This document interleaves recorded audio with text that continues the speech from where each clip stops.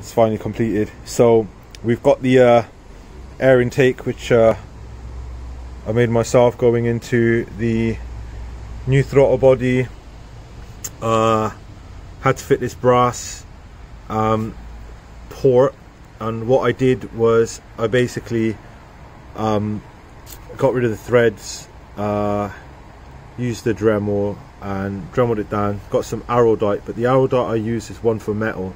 It's light blue and white. Well, I got it in Halfords. Stuck that on, jammed it in, and it oozed out, flattened it all down, and I've left it to dry overnight. And that's solid, isn't coming out. Got a cap on there for now. Eventually I think I'm going to build a HHO hydrogen system and probably put it down there. There's going to be two, one actually making hydrogen and the second will be a bubbler. I may even like have it going into petrol and creating some LPG or something, so I'm going to figure that out. Not right now, it's going to be something in the new year that I'm going to look at. So that's that. So yeah, so basically it's all ready, so I'm going to give you a quick rundown. So this is your two vacuum pipes. One is for braking, for the brake mass cylinder. The other one I can't remember what it is, so this is definitely the brake one. This one I'm not 100% sure, I have to go back and check the manual. So anyway, what I've done is put them into a T.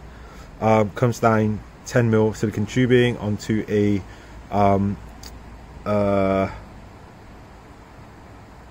bend, and then there's another bend there. This is a 10mm, just use a copper one.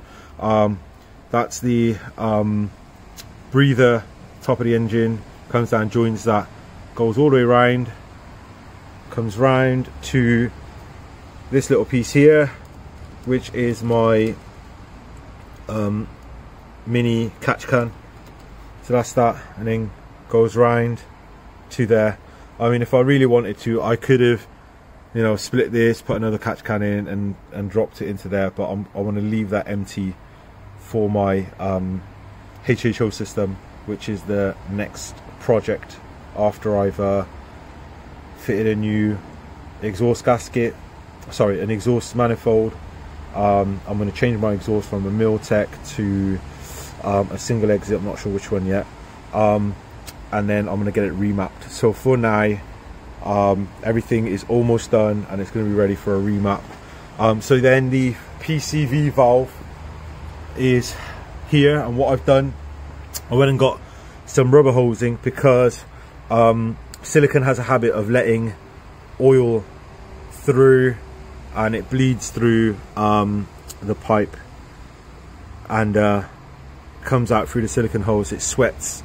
So what I've done is I've changed it to rubber. This is a fuel hose line, comes around, goes into another catch can, which I have attached onto my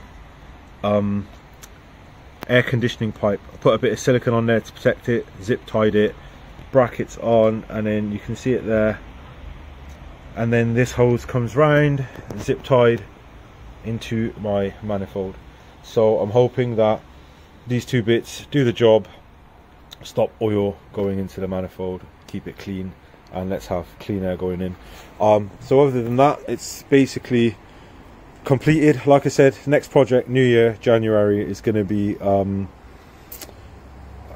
exhaust manifold and changing my exhaust from a dual exit to a single exit. I've seen one for sale, I'm going to pick it up. It's a Tijua manifold, and I can't remember what the exhaust is, single exit, so I'm assuming it's a Tijua strengthened. The reason why is because with a Miltech exhaust, they have a well-known rattle after a period of time.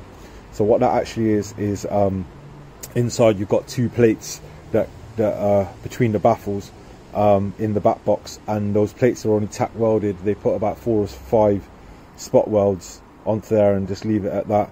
So what I've done is I've had the entire box cut open like a letterbox. They've done a full weld all around both plates, and then welded it all back up. I mean, that cost me a £90 to get done, on top of what I paid for the exhaust at John Ashley's in Walsall. So they did that for me. So the exhaust is mint and it's bulletproof now. It's just that I want a single exit, because when I put it on a remap, I want like maximum power I can out of it. And if I'm going to go ahead and change the manifold, the reason for it is because I'm hoping to just do one remap, get it remapped, and then that'll be it. Other than that, the only thing that I'm going to do to this car is change the flywheel, the clutch, and at some point get the timing chain done, and that's it. May decide if I have the money later on in the year, end of the year, end of 2022, I might put an FD2 oil pump, might not, I don't know. Might all get done around about the same time as the timing chain. So yeah, so that's that. So I think we're going to give it a start, I reckon, and let's see, make sure there's no leaks. Got to check to make sure that this is all topped up and done, and the fluid is low. Great, perfect. I could top that up right now. Right, so that's the fluid topped up, done. Cut back on,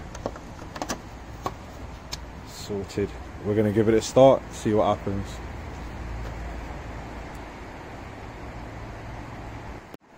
Right, here we go. So we're going to give it a start. Right, no lights in the dash.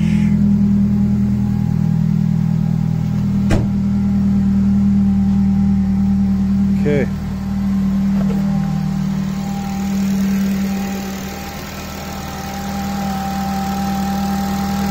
Perfect. Running perfectly, no issues. We'll check for leaks. Make sure there's no leaks. No leaks there. No leaks. Everything's intact. And that's it. It's done. We'll give it a little rev. See what it sounds like.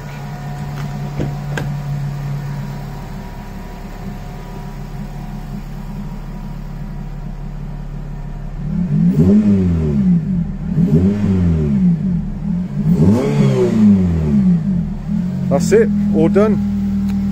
So like I said, next step will be a new manifold and single exit exhaust, probably sometime in January. I've got a few videos that I've kind of lost there somewhere, which I'll have to find, and basically showing how I did my brake lines, because they're all changed, they're all like braided brake lines now, and I did a damper delete as well, which is there, and there's all sorts of stuff that I've done, which I've got videos for.